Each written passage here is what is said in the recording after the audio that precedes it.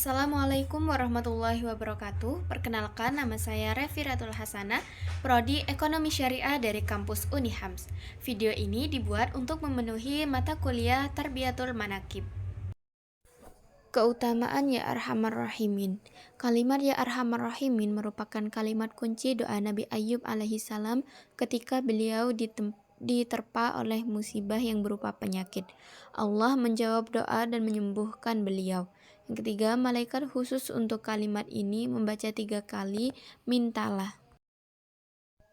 Tafsir ujian Nabi Ayub alaihissalam. Ulama berbeda pendapat tentang bentuk kemudaratan, yaitu ada yang fisik, terputus wahyu, atau solid beribadah. Pelajaran utamanya adalah kesabaran total dalam menghadapi ujian. Logika pengulangan istighosah. Dalil dari hadis mengenai pengulangan doa, yaitu tujuannya memperbanyak hadirnya malaikat. Setiap bait diulangi 3 kali. Kekuatan doa untuk orang lain. Yang pertama, makna farrij alal muslimin. Doa untuk saudara seiman tanpa sepengetahuan mereka sangat mustajab. Malaikat mengamini dan mendoakan yang sama untuk pendoa. Asmaul Husna dan panggilan Ya Rob. Al-Quran memerintahkan berdoa dengan Asmaul Husna. Jika hamba memanggil Ya Rob 4 kali, Allah menjawab, mintalah. Digunakan dalam istighosah sebagai adab berdoa. Jadi Asmaul Husna dan panggilan Ya Rob merupakan salah satu adab dalam berdoa untuk mempercepat terkabulnya doa. Hakikat thariqah, nasihat, matilah sebelum mati atau mematikan hawa nafsu. Jalan menuju Allah adalah meninggalkan hawa nafsu. Filosofinya, dunia seperti samudera, amal sebagai perahu. Kedudukan doa dalam ibadah.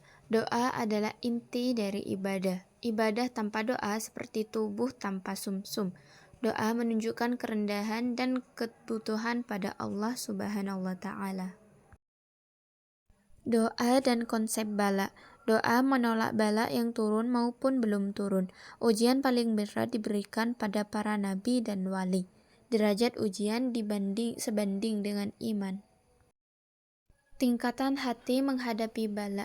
Tingkat pertama, melihat pahala di balik ujian. Kedua, pasrah total atau taslim. Yang ketiga, cinta hingga lupa minta bala diangkat. Bentuk pengabulan doa. Yang pertama, dikabulkan langsung, ditunda waktunya, diganti dengan kebaikan akhirat. Syaratnya tidak membenta dosa atau memutus silaturahmi. Jadi, doa yang diminta oleh orang-orang yang beriman pasti Allah kabulkan, meskipun tidak dikabulkan secara langsung. Bisa ditunda waktunya atau diganti dengan kebaikan di akhirat.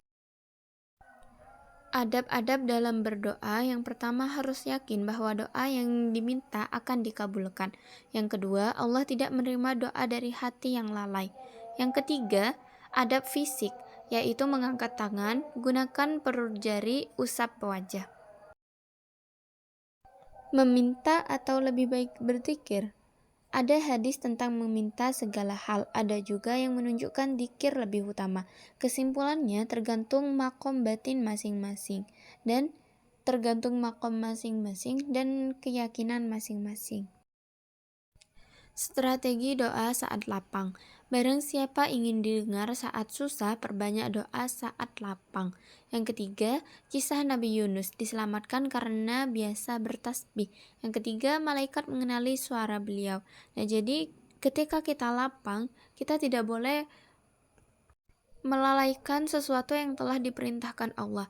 Meskipun kita lapang, kita harus tetap berdoa agar ketika kita susah, doa kita itu lebih mudah untuk dijawab.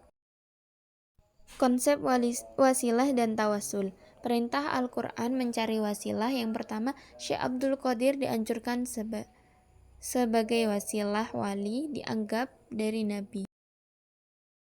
Urutan tawasul menyebut Syekh dulu bukan karena lebih tinggi, tapi ada permohonan. Syekh keturunan Nabi, memuliakan beliau termasuk memuliakan keluarga Nabi. Makom Syekh Abdul Qadir, beliau tidak makan atau minum tanpa perintah Allah. mukasyafah kuat, dan makam khusus, disebut khalifah Allah di bumi. Fikih adab gelar dan sholawat. Taroddi atau radhiyallahu anhu untuk wali adalah boleh. Sholawat untuk selain Nabi boleh secara ikut tab'an. Keutamaan mencintai Ahlul Bait. Yang pertama, dijamin mati syahid secara maknawi, dosa diampuni dan taubat diterima, ulama termasuk pemberi syafaat.